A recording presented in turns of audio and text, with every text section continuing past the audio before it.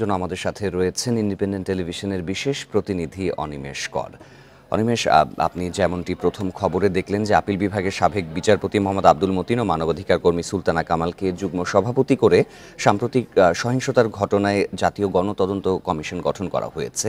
তো এ বিষয়ে যদি আমরা আলোচনায় যাই। অবশ্যই এই গণতদন্ত কমিশনটা অত্যন্ত গুরুত্বপূর্ণ, কারণ বলা হচ্ছে যে মৃত্যু হয়েছে সরকারিভাবে এখন বলা হচ্ছে যে 150টি প্রাণ ঝরে গেছে, এবং যদিও বেসরকারি হিসেব ছাত্ররা যেটি দিয়েছে সে সংখ্যা 200-রও বেশি।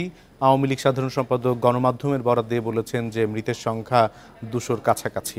সুতরাং সবকিছু মিলে আমরা ধরেই নিতে পারি যে প্রায় 150 থেকে 200 মৃত্যুর ঘটনা ঘটেছে। এই প্রত্যেকটি মৃত্যুই আলাদা আলাদা করে তদন্ত করা উচিত, সেটি সবাই বলছেন, সরকারের থেকেও বলা হয়েছে। প্রধানমন্ত্রী শেখ হাসিনাও বলেছেন যে প্রতিটি ঘটনারই বিচার হবে, প্রতিটি ঘটনারই তদন্ত হবে, এবং এই তদন্ত কে করবে, সেই তদন্ত কমিশন কে হবে, সেটি খুব গুরুত্বপূর্ণ। তদন্ত কমিশনের উপর যদি মানুষের আস্থা না থাকে, জাতির ভরসা না থাকে, তাহলে এই বিচার নিয়েও প্রশ্ন উঠবে। কিন্তু আমরা যাদের নাম শুনলাম, সুলতানা কামাল, মাহবুব হোসেন সহ শাহদিন মালিক, এরকম বিশিষ্ট জনেরা আছেন, সলিমুল্লাহ খান, এরকম পণ্ডিত ব্যক্তিরা রয়েছেন, সর্বজন শ্রদ্ধেয় ব্যক্তিরা রয়েছেন এই গণতদন্ত কমিশনে।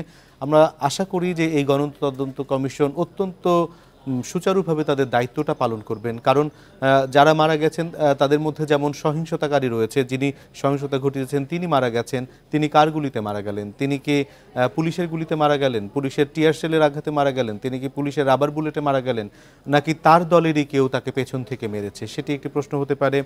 যারা ছাত্র মারা গেলেন তারা কিভাবে মারা গেলেন।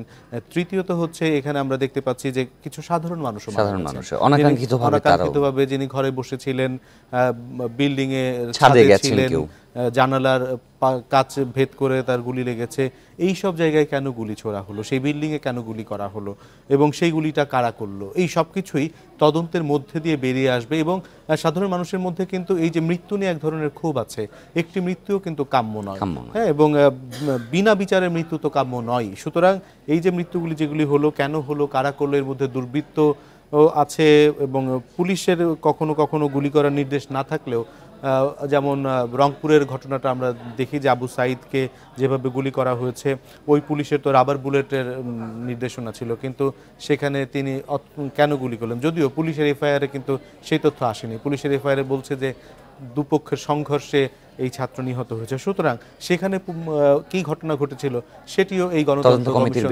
নিশ্চয়ই বের করে আসবে। সেই কারণেই যেটি হয়েছে, গণতদন্ত কমিশন, আমরা আস্থা রাখি এই গণতদন্ত কমিশনের উপর, এবং আমরা আশা করি যে এটি সুচারুভাবে তাদের দায়িত্ব পালন করবেন।